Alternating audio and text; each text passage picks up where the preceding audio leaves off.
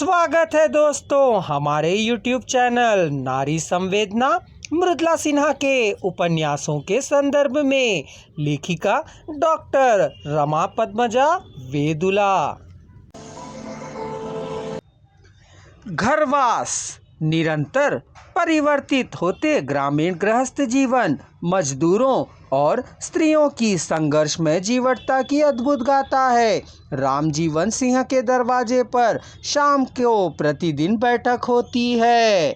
गांव में गांव से बाहर सभी समाचारों पर चर्चा चलती है। बिहार पंजाब में बसे मजदूरों की गाथा, उन पर आतंकवादों की अत्याचारिता पर बहस चलती रहती है। रेडियो से मिले समाचार से गांव से गए मजदूरों के हालचाल की जानकारी भी मिलती है।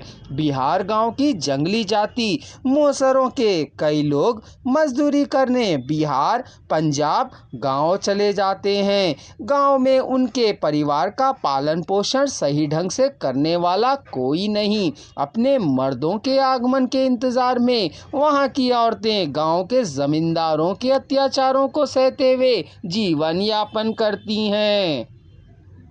उन्हीं मुसरनियों में एक कलिया राजकली है। पिया परदेश गया हुआ है, तब सेवा समाचार सुनने की आदी हो गई है। पंजाब में लोगों के मरने की खबर सुनकर उसे परदेसी पिया की चिंता होने लगती है। मुसरनियां अपने गांव में बसने और वहां की परिस्थिति का विवरण गांव के लोगों औरतों को समाचार देकर धीरज बंधाने वाला नरेंद्र था। छोटा मालिक लाख समझाने पर भी बुद्धि विवेक से काम लेने वाली कलिया थोड़ा जिद करती थी। विलोचना उसका घरवाला जब से परदेश गया है वह उसी की याद में जीवन जीने लगी। राजजीवन सिंह बड़े मालिक थे। गांव रामपुरा बागमती नदी के पेट में बसा हुआ गांव। बागमती नेपाल की गंगा है जो हिमालय के नदियों में श्रेष्ठ मानी जाती है। इसका दूसरा नाम व्याधमती भी है।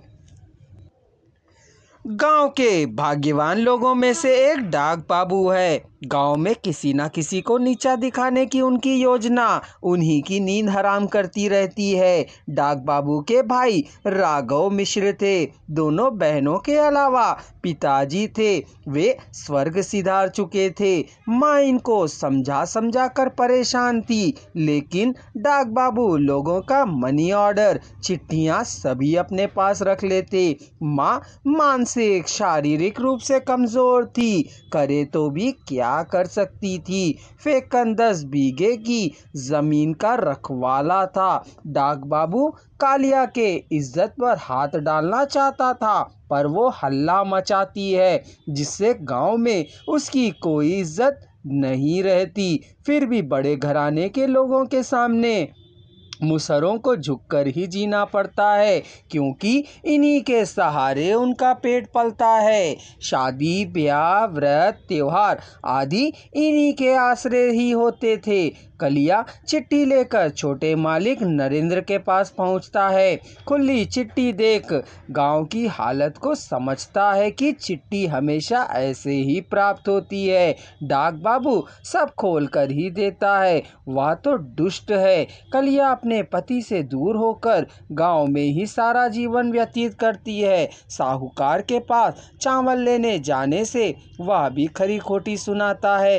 कहता है कि मैं तो सुना हूँ कि विलोचना भी मारा गया है, तो अब वह कब और कैसे आएगा? तुम पैसे अब क्या देगा?